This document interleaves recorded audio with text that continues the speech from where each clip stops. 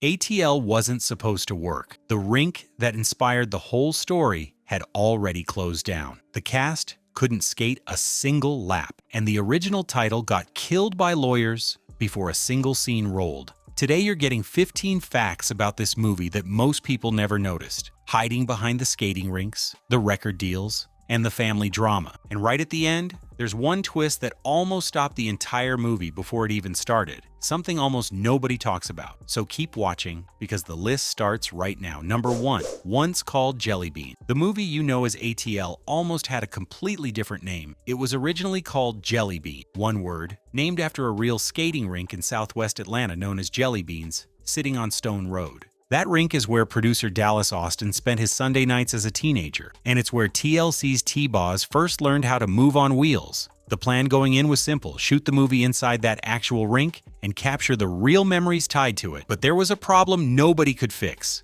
Jellybeans had already shut down long before production started. The exact location that inspired the entire project simply didn't exist anymore, so there was nothing left to film. On top of that, legal issues forced the studio to drop the name completely, and nobody ever fully explained why. The team pivoted to 3 letters instead, ATL. But here's the detail almost nobody catches. Evan Ross's character in the film is nicknamed Jellybean. That's not a random choice, that's a quiet tribute. The title they couldn't use for the movie became the name they gave to one of its characters instead, a piece of history hidden in plain sight for anyone paying attention. Number 2, T-Boz is the real New Lauren. London didn't invent the character of New. She brought to life a version of somebody who already existed. That somebody was Tion Watkins, better known as T-Boz from TLC. The girl at the rink with the attitude and flavor everybody still remembers. London studied her directly, asking how she moved, how she talked, and how she carried herself back during her own Jellybeans years. T-Boz confirmed the connection herself, saying plainly that she was essentially the New of the movie. There's one difference worth pointing out, though. In the film, New's father is strict and keeps her away from the rink entirely. T-Boz's own mother was actually supportive, but she still used the rink as leverage when needed. If T-Boz misbehaved, she'd lose her Sunday night privileges completely. No rink, no exceptions. According to T-Boz, that punishment barely worked anyway because she'd simply sneak out the window and go skate regardless of the consequences. That single detail says everything about how important that culture was to the kids who actually lived inside it. Missing a Sunday night at the rink simply wasn't an option for anyone who belonged to that world. If you are enjoying this, take 2 seconds and leave a like. Subscribe if you want more videos like this. That support really motivates my work and helps a lot with bringing more content. Number 3, Antwone Fisher wrote the story. You already know the name Antwone Fisher, even if you don't realize it. He's the man whose own life became a Denzel Washington film, a story about being born in prison, raised in foster care, and eventually joining the Navy to turn his life around. That 2002 film earned major critical acclaim, with Denzel directing and Derek Luke starring. 4 years later, Fisher stepped into an entirely different project, writing the original story that became ATL. Not the final screenplay, but the foundation underneath it, the characters, the world, and the emotional core. Tina Gordon Chisholm came in afterward to write the actual screenplay, but Fisher built the blueprint everyone else worked from. He understood struggle on a level most writers never touch, and he understood exactly what it meant for young black men to have nothing and still dream of something bigger. That perspective is what gave ATL its weight and its authenticity from the very beginning. Think about that for a second. A man who survived the foster care system wrote a movie about kids surviving the streets of Atlanta. Different cities, completely different circumstances, but somehow the exact same fight underneath it all. Number 4, Will Smith was a producer. The Fresh Prince himself helped make this movie happen behind the scenes. Will Smith is credited as a full producer on ATL, not an executive producer with just his name attached, an actual producer with real weight behind the project. He joined the team alongside T-Boz. Dallas Austin, and James Lasseter, who happened to be Smith's longtime business partner for years of prior projects. Smith reportedly saw something special in the pitch itself, a coming-of-age story built around Atlanta's skating culture, a wave of young black talent, and a first-time director who already had a legendary music video resume. By 2006, Smith was arguably one of the biggest movie stars on the entire planet, and his name attached to a project meant something significant in Hollywood. It opened doors that would have otherwise stayed shut for an unproven director and a cast of newcomers. It attracted serious attention from studios and distributors who might have otherwise passed. In a very real sense, ATL had Fresh Prince money and credibility behind it from day one, even though most viewers had no idea Smith was involved at all. Number 5. T.I. was 25 playing a 17-year-old. Do the math on this one because it's a lot bigger than most age gap casting stories. T.I. was born in September of 1980, and ATL filmed during the summer of 2005. That made him roughly 24, turning 25 years old while playing Rashad, a high school senior meant to be around 17. That's an age gap of 8 years at minimum, which is significant even by loose Hollywood casting standards. Adults playing teenagers happens constantly in film, but this wasn't a 21-year-old playing an 18-year-old. This was a grown man with an established record deal and a full rap career playing a kid who hadn't even graduated high school yet. One reviewer at the time put it bluntly, describing T.I. as a 26-year-old cast as a 16-year-old who dreams of illustrating comic books. Almost nobody in the audience seemed to care, though, and it's easy to understand why. T.I. brought a natural charisma and screen presence that made the age gap feel irrelevant the moment he appeared on camera. His energy carried the role in a way that pure age accuracy never could have. Number 6. What ATL actually made. The financial story behind ATL is more interesting than most people assume. The film cost roughly $20 million to produce, a modest budget by studio standards even back in 2006. During its opening weekend, it grossed just over $11.5 million, a solid but not spectacular debut for a film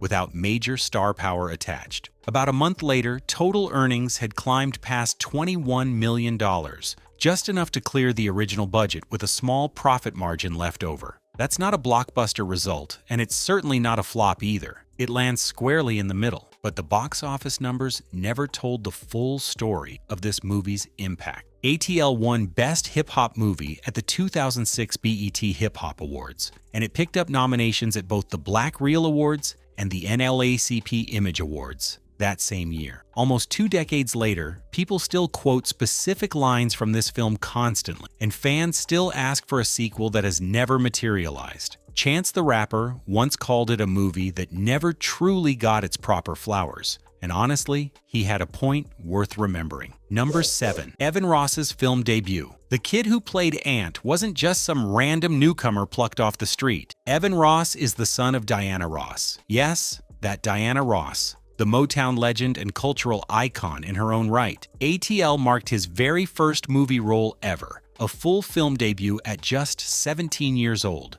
playing a 14-year-old drug dealer on screen. His mother reportedly showed up on set multiple times during filming, and this wasn't about publicity or photo opportunities at all. She was there purely to check on her son and make sure the crew was treating him properly during his first real production. According to Evan, she took particular issue with the film's fight scene, uncomfortable watching her child get beaten up on camera, even though it was entirely staged and fake. Diana Ross made her concerns known to the production team directly. Evan later said, having T.I. on set actually helped him get through the experience, since both of them were essentially first-timers learning the ropes of filmmaking together in real time. 2 rookies figuring it out side by side, one the son of a music legend, the other about to become one himself. Number 8. DJ Toomp's skating rink roots. The producer behind the massive hit What You Know actually got his start at the exact same skating rink that inspired this entire movie. DJ Toomp wasn't just some random name attached to the soundtrack. He was genuinely part of the culture the film was built around. Back in the late 80s, Toomp held a regular residency spinning records at Jellybeans, the very rink Dallas Austin grew up frequenting on Sunday nights. He wasn't famous at that point, just a young DJ trying to get noticed in a crowded local scene. He entered a major Atlanta DJ competition and won it outright, and that single victory caught the attention of MC Shy D, which eventually led Tump to relocate to Florida to build his production career from scratch. Years later, he met a teenage rapper named T.I., and the two clicked creatively, almost instantly. In 2006, Tump produced What You Know, the song that became ATL's unofficial theme, a track that went on to win a Grammy and go double platinum. Everything traces back to that same skating rink floor, meaning Tump didn't just make music for this movie, he actually lived the exact life the movie was based on. Before we keep going, subscribe if you haven't yet. Drop a comment telling me which movie or show you want me to cover next with strange behind-the-scenes facts. I read every single one. Number 9. 5 hours a day of skate training. Most of this cast couldn't skate at all when filming began, not even the basics. T.I. grew up around Atlanta rinks but was never actually a skater himself. No tricks, no crew, no real experience on wheels. Lauren London, Jackie Long, and Albert Daniels were all in the exact same boat, walking in with zero prior skating ability and only 3 months to become convincing experts on camera. Training started well before cameras ever rolled, held daily at Atlanta Skate Town under 5 hours of practice per day. Skate Captain Von Newton ran these sessions like a drill sergeant, splitting each day into 2 blocks, a morning session and an afternoon session, both grueling and repetitive by design. Newton noticed something interesting almost immediately. The women in the cast picked up the skills noticeably faster than the men did. Lauren London and the twin actresses adapted with natural rhythm and quick footwork, while the male cast members struggled and fell far more often. T.I. reportedly refused to quit despite the setbacks, showing up every single day without complaint. By the time filming actually started, the entire cast looked like lifelong skaters, even though 90 days of brutal practice was all the experience they truly had. Number 10. The Lion King Connection. Jason Weaver played Teddy, the friend running the gold teeth business on the side, but his history in Hollywood ran a lot deeper than that role suggested. Weaver was the singing voice of young Simba in Disney's The Lion King back in 1994, the biggest animated film of that entire era. That's him singing I Just Can't Wait to Be King and Hakuna Matata, though Jonathan Taylor Thomas handled Simba's actual speaking lines. Here's the part that made him genuinely wealthy over time. Disney reportedly offered his family a $2 million upfront payment for the role, but his mother turned it down in favor of negotiating royalties instead. That decision meant a smaller paycheck immediately, but a percentage of profits that never really stopped coming in. The Lion King has never really stopped selling since then, through re-releases, soundtrack sales, and constant streaming demand decades later. By the time ATL came around, Weaver was already a genuine Hollywood veteran, having worked on projects like Drumline and The Jacksons miniseries beforehand.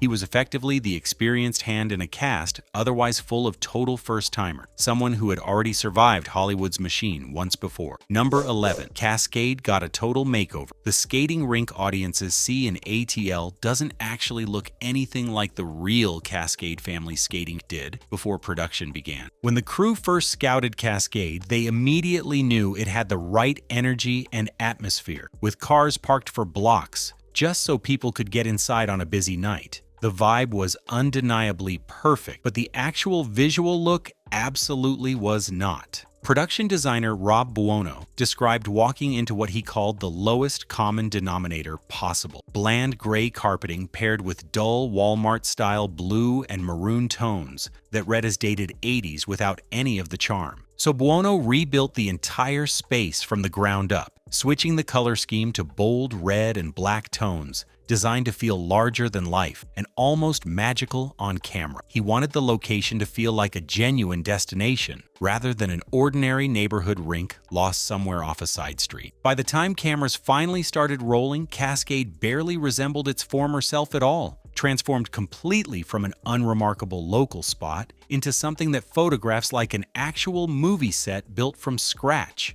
Number 12. Dallas Austin skated for T.I. Here's a detail that stayed hidden for years after release. When you're watching T.I. skate in certain scenes throughout ATL, you're not always actually watching T.I. himself perform. In many of those shots, you're watching producer Dallas Austin instead, the man who genuinely lived this exact rink culture for real back in his own youth. Austin revealed this openly at a 2024 screening event, admitting that when audiences see T.I. skating during the more technical sequences, it was frequently his own legs doing the work instead. The two men shared a similar height and build, and wardrobe matched closely enough that the switch went completely unnoticed by viewers at the time. Camera angles stayed low and tight, focused tightly on footwork and rhythm rather than faces, which made the substitution seamless in the final edit. T.I. openly admitted this himself years later, saying plainly that he simply wasn't a real skater and never had a proper crew or specific routines down. He added something memorable though, saying that whatever he lacked in raw skill, he made up for entirely in heart and screen presence.